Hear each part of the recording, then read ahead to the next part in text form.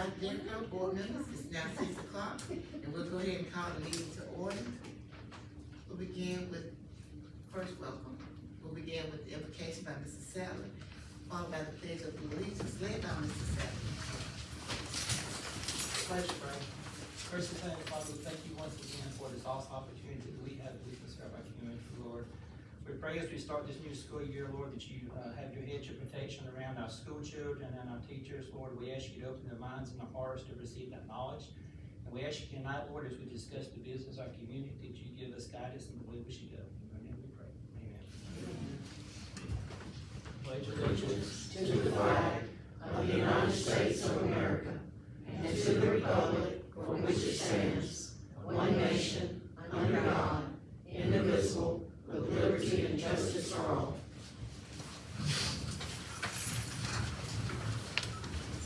First item is the approval of the agenda. We'll call for that motion. I make a motion to approve the agenda. The motion was made by Mr. Sadler, second by Ms. McGill. All those in favor? Unanimous. Brings us to approval of the minutes of the previous meeting. Make a motion to approve the minutes. The motion was made by Mr. King, second by Mr. Roberts. All those in favor? Unanimous. Brings us to approval of the financial report for June 2025. Thank you, Ms. Hollis. A copy of the June financial report has been shared with all the board members. I know you've had a chance to review that. If you have any questions, Ms. Matthews is available, but if not, I would like to ask for approval of the June financials. I'll make a motion to approve the June 2025 financial report. I second that. The motion was made by Ms. McGill, second by Mr. Sadler. All those in favor? Unanimous. Brings us to item B, Johnny and Carolyn Teal, Trust for the Education of Students in Agriculture and Livestock. Thank you, Ms. Hollis. These are funds from the Johnny and Carolyn Teal Trust that was wheeled to the school system. One of the stipulations of us getting the funds was that there's an annual report done to the board of, given to the Board of Education on the expenditures and the ending balance. So the beginning balance for the trust was $155,850. Expenditures over the past year was $3,034.25, and the ending balance right now is $152,815.75. And those expenditures were for fees, FFA, registration fees. Yes. And we just document that information was shared. Thank you. Any questions? Brings us to, board reports. I just want to start off by saying, I love public education. And last week, or two, as I watched the news of different counties returning to school, I was saying, we do that, we did that, we got that, and it just made me feel proud. So I'm so proud to be a part of Thomas and Upton County School System. And I'll put our system up against any system in the state, whether it's a big system or a small system, when it comes to academics, safety, and extracurricular activities. Our facilities look great. Our teachers, administrators, and staff are excited, and I know our students are eager and ready to learn. Our system employees set multiple pathways for our students' success, regardless as to what profession they undertake. They have to come through the school system. My pledge this day forward is to do whatever I can to assist each of them in providing a well-rounded educational journey. We have approximately 4,100 students and 675 employees. We prepare and feed over 3,400 students a day. We have 53 buses that drive over 600 miles daily to transport the 2,200 students who ride them every day. And that's outstanding, that's to be commended. So, with that, let's go teach, let's counsel, let's protect, let's coach, feed, drive, tend to their illnesses, clean, and love on our students so they can have the best year ever. So if I have not personally had the opportunity to say this, welcome back. Thank you for caring for our students, and let's make this a great year. Mrs. Savage? Thank you. We had the opportunity, a couple of board members was able to visit the schools. I had to go on opening day for the elementary and primary, kind of a busy day. But I had the opportunity to talk to several teachers. I had 6 grandbabies in our system from elementary down. In fact, primary has 5 of them, so. But anyway, I was able to, just kind of, talk to teachers, find out, what the feeling is to see how things were going. I always like to check on teachers. I was able to talk to 2 paras. Both paras came through our Para to Teach program. And they were really excited. This is the first year that they've a full teacher, but they've been in our system probably 4 years, I think, on average. And I also was able to talk to some new teachers, first year teaching right out of college. They were excited also. And also I was able to actually kind of check in on a couple of my former pharmacy techs that work for me, which are now teachers. One was at the elementary, and she seems to be doing real well, adjusting good. Another one is at the middle school. I was able to actually visit the elementary, primary, and the middle school. The middle school, they was unfortunately, I think it was lunchtime, and they was actually doing professional development, I believe. But another gentleman I wanted to check in on, he's been teaching for several years, and I just like to check in on him. And the reason I point this out is that, we have, and for me, as a community, when we have students that come back and teach in our system, I mean, that should give us confidence in our system and confidence in the students that we are producing to go out to the world. That's the one thing, it's a small system that I don't think, this is, we kind of struggle in the sense is finding teachers, and not only finding teachers, but teachers that's gonna actually stay in our system and be part of this particular district. So, I commend these young adults that are starting their careers, and anything that under the board that we can do to help them, we will. And the final thing is that, Madam Chair, I just want to let you know that the committee that we had talked about forming for the senior study, we have formed that. Mr. King and Ms. Miguel has agreed to be on the committee with myself, and we'll start spearheading that feasibility study for us for that senior exemption study. Thank you. Very good. Thank you. Thank you all for District 1. Well, I've been on the board quite a while. I did not want to be on the board, but the board members did a tour of the entire school, and I was really amazed as to what we have accomplished and what the students are doing. And I would suggest that anyone who's sitting in the audience or in the community, do a tour of the school, and you can see and understand where our money is going, and our children are being educated. Thank you.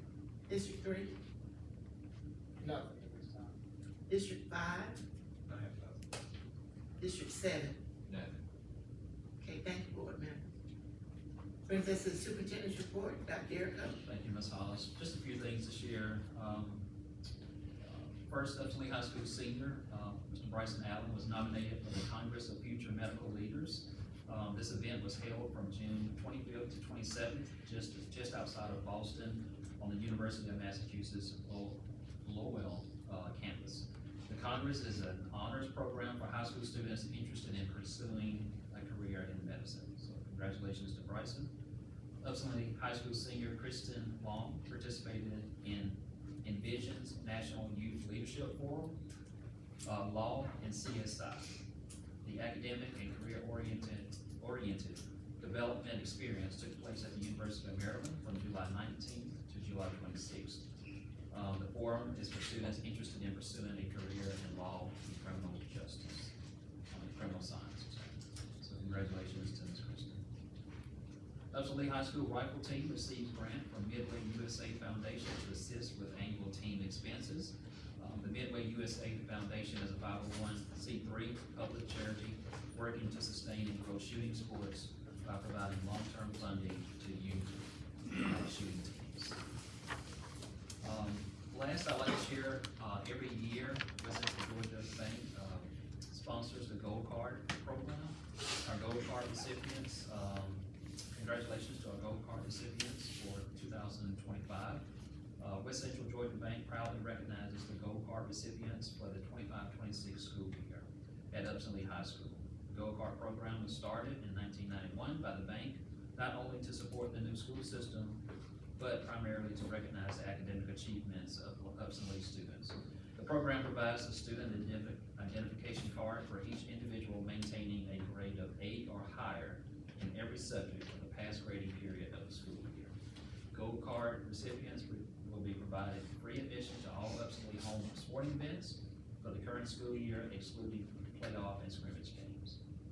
The program has been designed to recognize outstanding academic achievements among Upson Lee High School students. We would like to thank Phelps of Thomaston, French Kiss, Game Council, Hometown Nutrition, La Fiesta, Lily Jane, Max Grill, Serendipity, Slices Pizza, Pizzeria of Thomaston, The Country Cupboard in Delhi, The Pie, and Wireless Connections for participating in this year's Gold Card program by recognizing these students. Each merchant is participating by offering a discount on merchandise to show support for this program. We hope other businesses in the community will step forward and support by possibly offering discounts and promotions to these students also, that whoever receives this Gold Card. So congratulations to all of our 10th, 11th, and 12th graders who received their Gold Card. And that concludes my recommendation. Thank you, Dr. Erica. Yes, sir. Brings us to public participation, Dr. Erica. Do we have any general public participation? We'll do the, so at this time, public participation. Doc, before we get started on the financial side, are we there yet? Yeah. Ms. Matthews, can I ask you a quick question? I hate to put you on the spot. With us, with a millage rate of 13.13, per $100,000, how much would taxes go up? Do you know that per house? I believe, I don't have the figures in front of me, but I believe, Mr. Chastain, advertised, it was like $36. A year? Yes, sir. So. I'd have to go pull the public notice. $2.50? Sir? Around $2.50 a month? Yes, sir. Okay. That's it. Any other questions?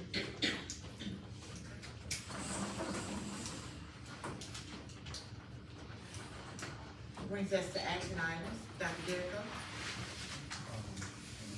So, public participation. Oh, I'm sorry, I missed that. I'll tell you, I apologize. I just wanted to get that out there before we start. Brings us to item 11, the hearing for public participation. Thank See, you. I saw that public participation general. I apologize. Thank you, Ms. Hollis.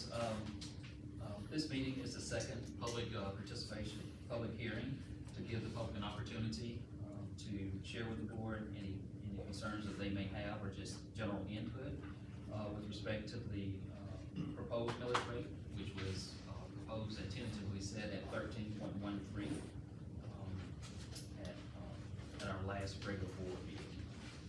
So at this time, I will ask Dr. Kelly if there's anyone on the list that wants to speak publicly. Please note that anyone that wants to speak publicly, the rule allows for 5 minutes for you to address the board. I will set a timer, and at the conclusion of that 5 minutes, we'll move to the next person.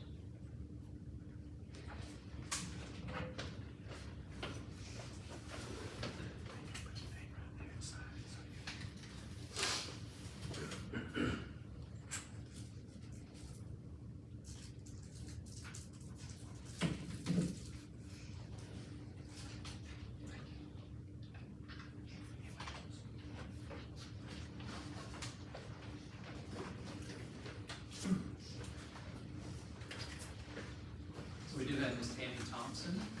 At this time, Ms. Thompson, please, you have the opportunity to Okay, about the millage rate, so you guys are wanting to up the millage for every household, and you're saying it's only, or for everybody in the county, sorry, We're not upping the millage rate. no? We are lowering the millage rate by half a mil. You just said it's gonna be $36 more. Our millage rate is 13 points, am I understanding? No. Our millage rate is 13.63. We are lowering our millage rate to 13.13. We are not raising the millage rate.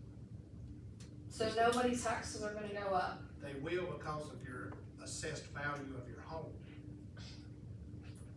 But taxes just went up. So you're telling me that they're gonna reassess again? No. When they, I could be wrong, because I really don't, I'm not a tax assessor. Right. So, but the reason the millage, the reason your taxes went up is because of the reassessed value of your home. Okay, That's why we're rolling the millage rate back a half a mil to help offset that a little bit. We're not raising the millage rate. okay. So you're not going to raise the millage rate for school tax? No, we're lowering it a half a mil. And when is that report gonna come out? That's what we're, Okay, we tentatively approved 13.13 last week. And it is 13.63 right now. We are not going up, we are lowering the millage rate. okay. So the official rollback rate was 12 point. You have Are you looking for that down there, so, did he answer your question, are you satisfied? Did he answer that for you? not really, but it's Okay. okay. We'll try it again, go ahead. It's, Why is that? that was, 12.67. so if, for your taxes not to go up at all, Right, but see, so the school tax right now is the most, I mean, it's the highest that we pay. It's higher than property taxes. So that's why I'm trying to figure out if that's It is. going to increase more. it is because of the value of your home. Can I, It's per, we have a price per meter. yeah. So where are they getting the value of our home at? Who's doing the Tax assessment? assessors, Okay, so we need to go talk to them. correct, Okay, yes. so you guys wanting $81 million next year? For what? I think our budget is 50, ain't our budget 51 or 53 million? Can you We'll let explain Dr. to where, Lyrica come- can you go explain ahead. to where it's going? Because how come Upson Middle School still is underperforming in the state of Georgia? And you guys have one of the highest pays in the state. In the state of Georgia. And we've looked it up, and you guys have, in this small county, and I don't know if you guys don't drive around, but I keep seeing for sale signs going up around here, and that's a telltale sign. And you guys are gonna sit here, and I need to go to the tax meeting too, but you guys are gonna sit here and just tax people straight out of their home.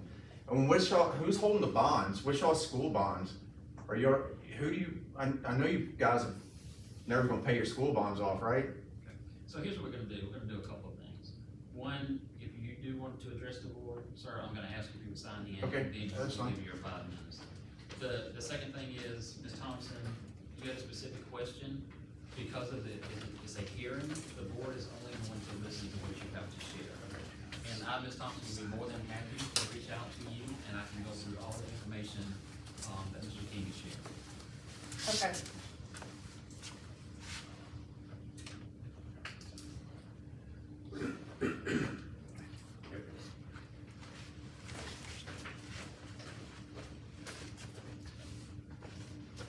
All right, Mr. Jeff Thompson. So what's the $51 million going to? What is it being spent on? Why is the middle school so underperforming around here? It's not a Q&A, it's just you sharing information. Okay, I'm asking you a question. So where's the $51 million being spent on? They don't answer questions. I'll qualify that and just. Well, I'm just we- saying, well, we have a middle school that underperforms around here, but yeah, you guys, I'll qualify the 51 million. We actually had a work budget session. mhm. We have it every year. Ms. Matthews is our finance director. She goes line by line item. That is a public meeting that you're welcome to attend. So there's a report we can get on that? Yes, you can come and request it. You have to come and request it to the central office. Okay. Any reports are public, you can get what you want, yes. And she's saying that, she's saying per household, it's only going up $36 Per 100,000. per 100,000. Ms. Matthews? Those reports are available on our website under Okay. the finance And department. what's that website? Can you remember this down there? Upson.k12.ga.us. Okay. And the budget reports are available back 10, 15 years, so you can see it year after year. My thing is, you guys probably know what's going on around the nation. People are losing their houses because of the school taxes. The bonds aren't being paid, y'all are upside down in your bonds. It's just, Let me qualify. it's just, well, no, it's, I mean, it- I'm sorry, I just want to correct you. We don't have any bonds upside down. We don't have any bonds. We have a construction bond that we're paying through our SPOS funds. okay, We do not have a bond. When we decide to upgrade facilities, we decide to pay through that bond through our SPOS. So we don't have an extra bond that's part of the millage. If you look at other communities, when they do facility upgrades, they have to do a construction bond, which is outside of your property tax bond. So, am I explaining this right, Ms. Matthews? So we do not have an extra bond in a sense. Our bond is being paid for through the SPOS funds, so there's no extra cost on bonds. So we're not upside down, we're not insolvent, so don't, That's- please, that's don't, crazy please because- don't. because the report, all the information leads back to every school district No, is, sir. is, I don't know. And again, this is not and it's just a back math. and But I'm forth, this just is not back and forth, and this is life, but please get your information and come and talk to Dr. Derrick. Okay. He'll sit down with you and go through the reports, and he's very good. Well, about I mean, you that. guys do know that people are losing their houses because of school property taxes right now, right?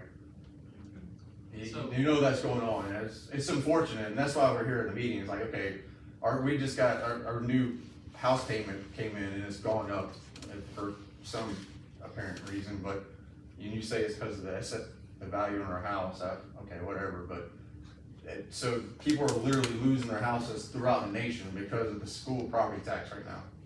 You have opportunity to build that appraised value, and you can, go that route and talk to the tax assessor's office.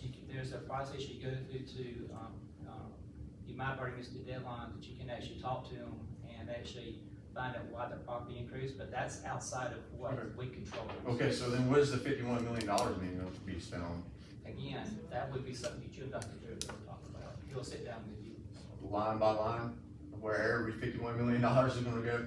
Well, if this. I mean, that's something we should know. I mean, if your guys are asking for it, it's something we should know, especially when you got an underperforming middle school, which really sucks. It's on the list. And you showed up underperforming. So, gotta make it make sense. You guys want more money, but the school's underperforming. So, it doesn't add up, you know what I'm saying? It doesn't add up. Thank you for getting into it. All right, at this time, everyone on the participation list has been exhausted.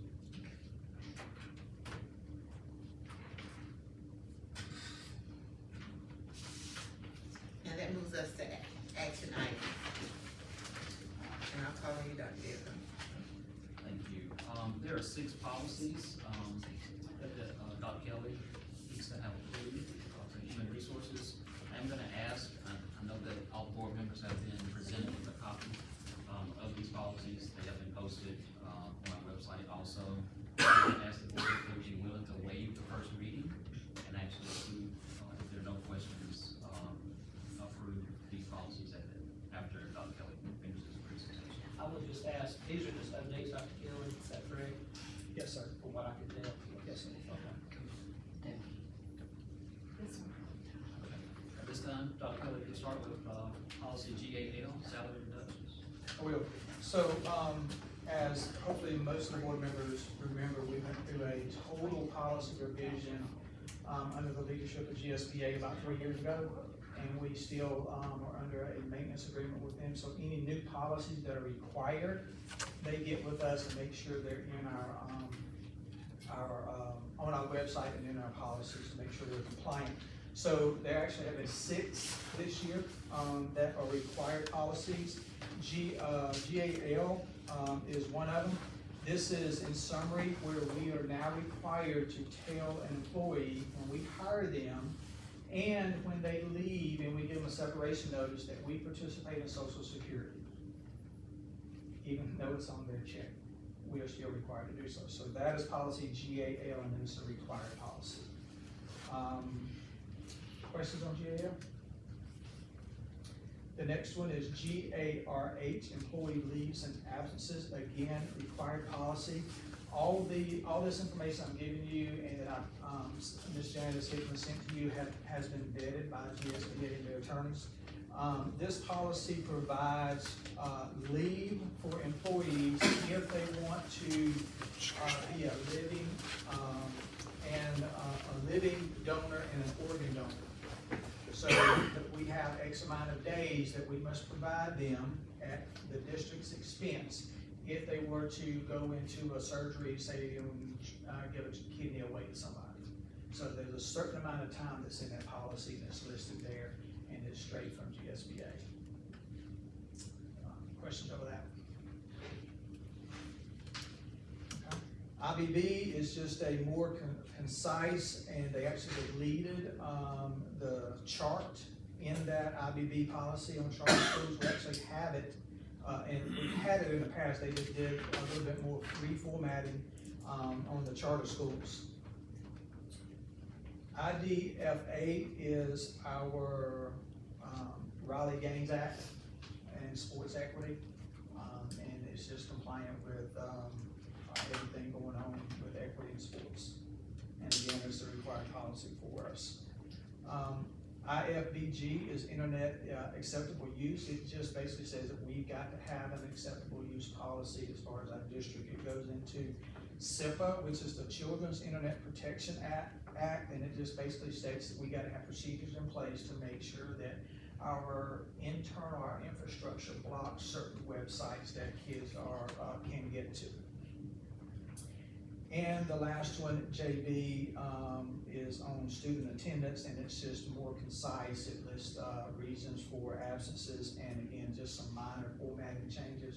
With that, we already have that policy in place. Any questions?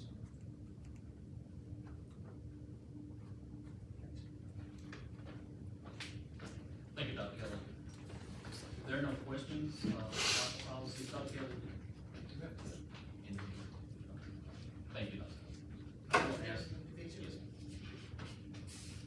Okay, we'll call for the motion to accept board policy GAL, salary deductions. I second that. Mr. Roberts made the motion, Mrs. Salas seconded. All those in favor? Unanimous. Brings us to policy GARH, employee leave and absences. I make a motion to approve the GARH, for leave and absence as well. Motion made by Mrs. Sattler, second by Mr. Roberts. All those in favor? Brings us to policy IBB, charter schools. I make a motion to approve policy IBB charter schools issue.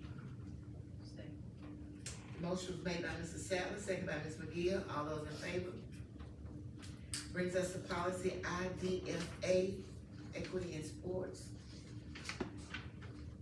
Make a motion to approve policy IDFA, equity and sports.